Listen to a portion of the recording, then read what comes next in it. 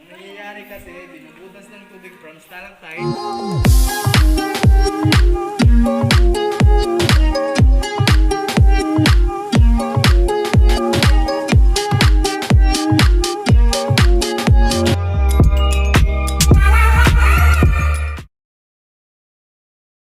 Yung soil, natutunan kasi siya. So, nag-create ng butas. Under the soil, pag yung minerals may matouch na stone, doon na mag-uumpisa magdi-deposit or mag-form ng stalagmite. So, continuous na mapapatakan, madadagdagan yung calcite. Mula ilalim, tutubo siya pataas. So, yan. Okay.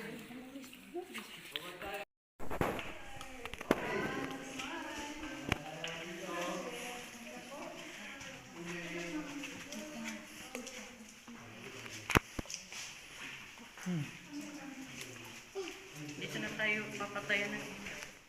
Dito ayaw, kasi wala nang kan. Huwag ka dadaan sa may tubig, slippery. Pag-wash sana isip. Wash your feet mo.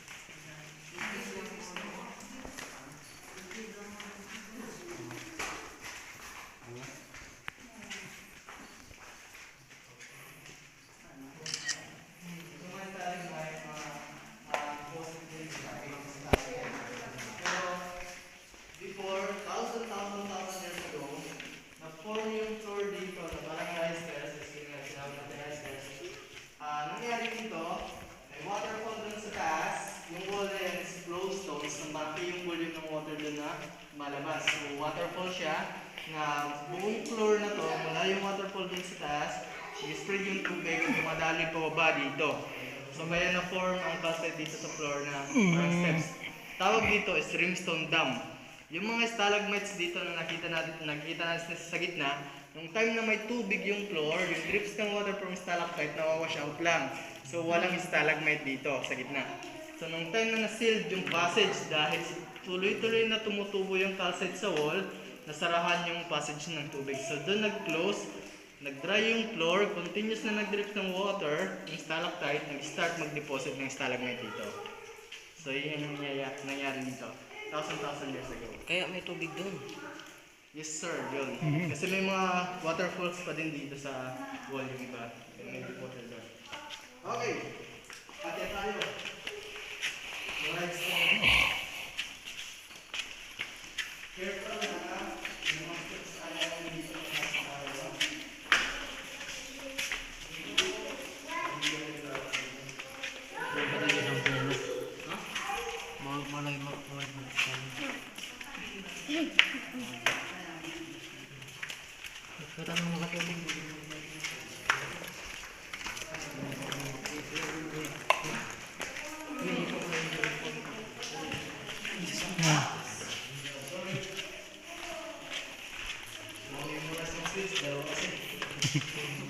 Okay, dito sa taas may dadaan tayong tubig ha. No stress, mababasa ang chinelas natin. So dadaan tayo ng iwan. Saan sila? Andyan. Gusto tayo sa tubig ha. Gawin ko ito ba? Ano ito ba? Hindi ko ito gawin mo. Kaya ka natutunan ko yan. Ha?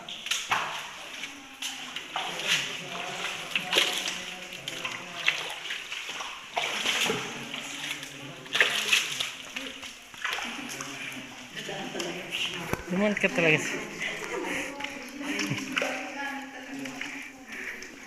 Nagsasali mo ulit sa emergency. Iyan ko nga siya kain na. Test ko rin yan.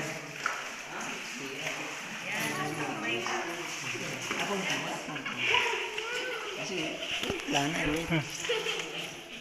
Sige na ko. Yung ibawan ko ni Aris, mahulos. Sige, ibawan. Ibawan. Ibawan na dito.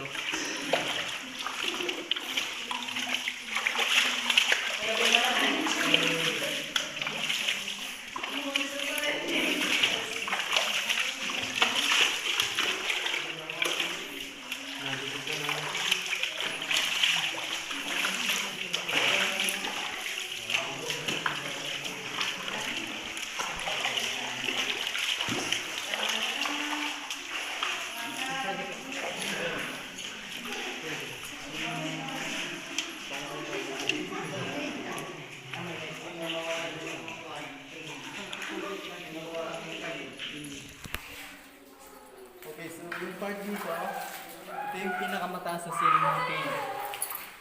15 meters na high.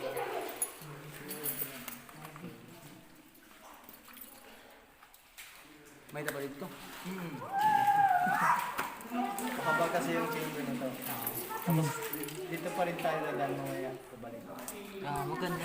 Ito, ginawa na lang to. Artificial lang siya. Artificial. Para siya distraction sa yung mga lights. Dito, meron kami tinawag na St. Michael Dark Angel na nakatalikod. Ayan siya. Oo. Yung stalagmite na to. At ito malaking column na rin siya. At yung parang design niya, para siyang ano, yung jellyfish. Yung art niya. At meron kami dong giant cupcake. Ayan.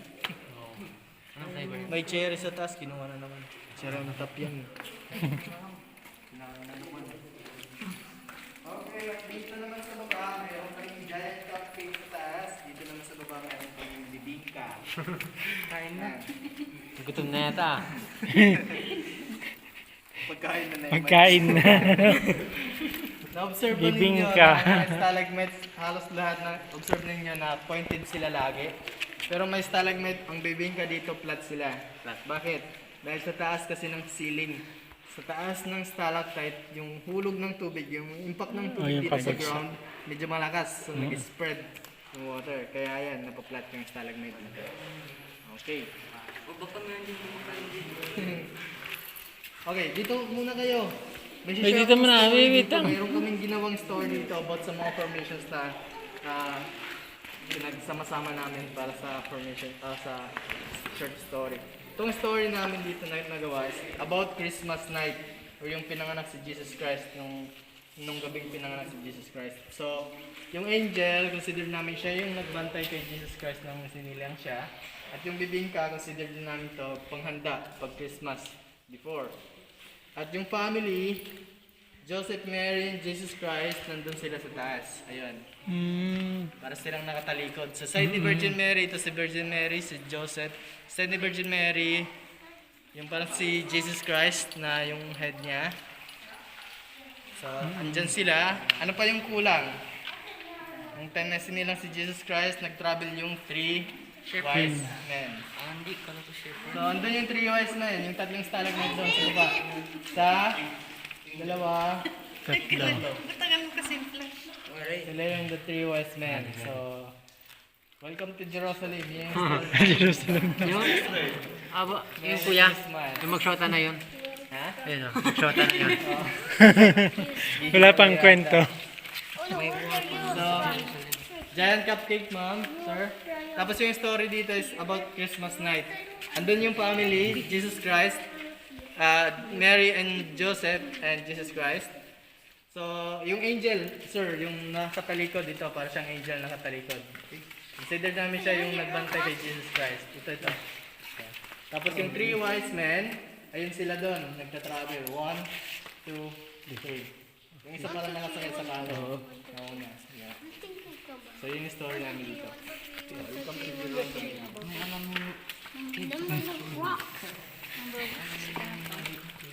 Oh, kumati chat.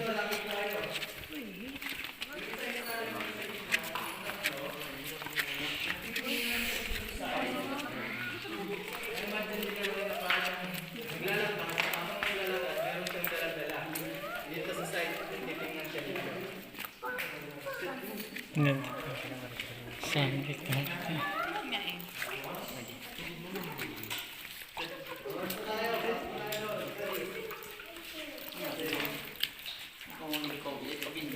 Ay, B. May nakasimig doon, B. May mga kay sino? B.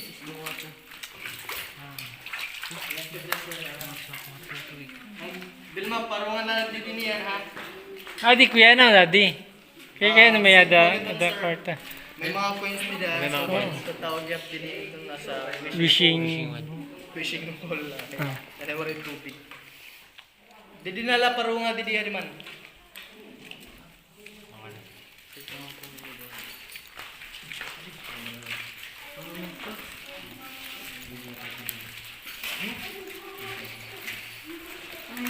Ato diya parunga na natin man.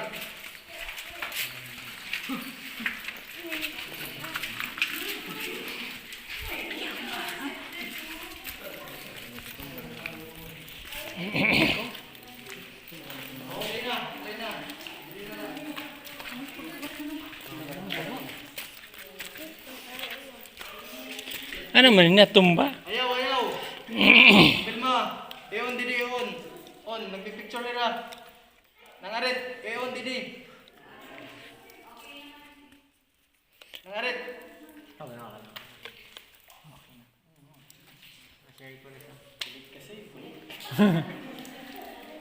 Oh, parang Message man, didi, didi, man, didi. nag-collapse ba? Lapu-lapu. Lapu-lapu, ano pa?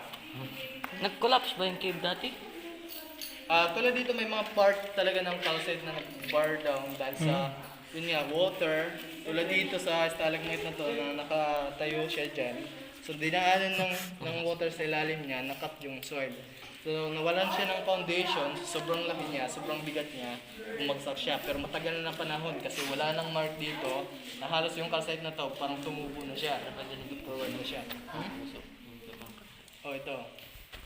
Ito, lapu-lapu daw or sa New York. Yung buhaya dito, ingat po lahat ha. Ano yung buhay dito? May buhaya. Makain mo. Crocodile. Makain mo ka. Joke. Kuya, careful. Kuya, careful ka. B, ikaw mo ba yan, B?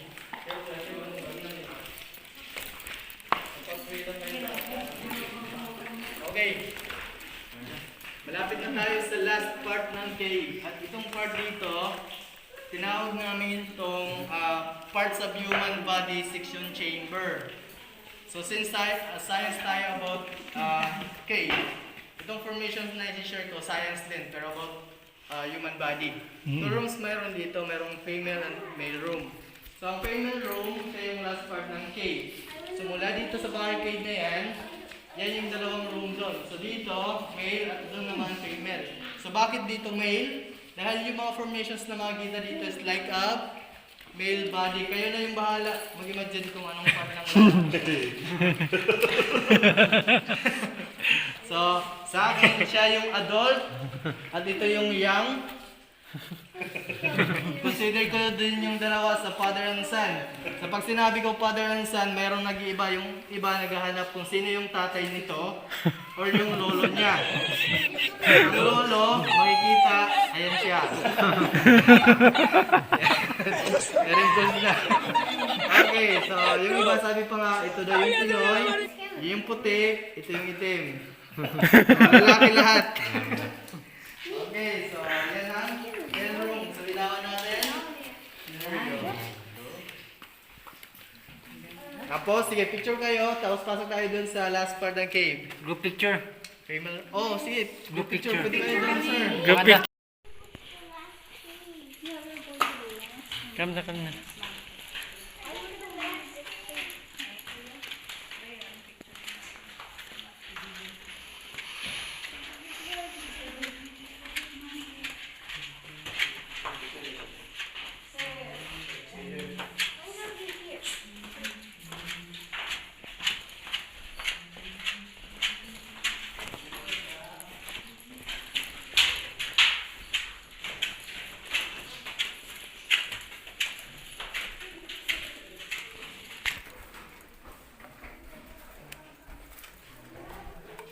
Kuya, careful ka. Ito na yung head ng cave. Ito na siya.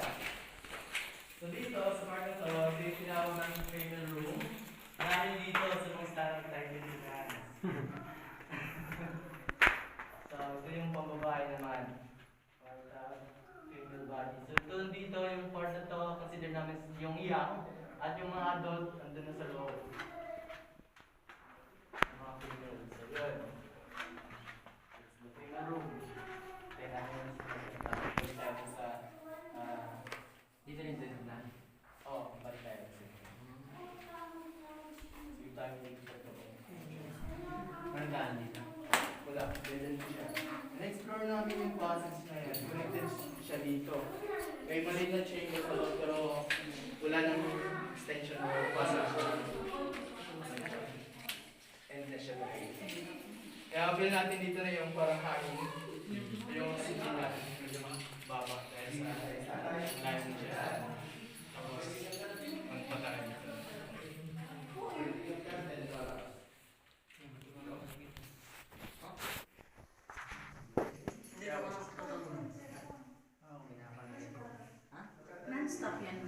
Ano?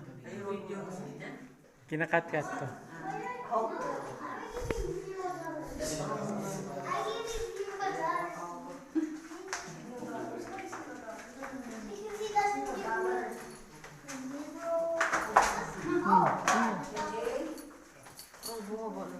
Ingat ka. Papalit tayo. Dito yung end. Sir, pasok muna kayo dito para makita niyo.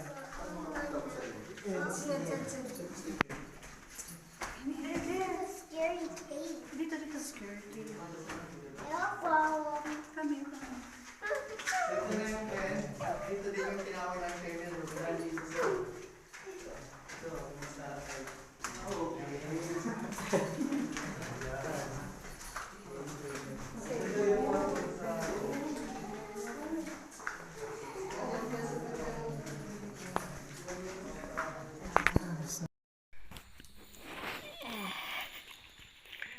Going out na.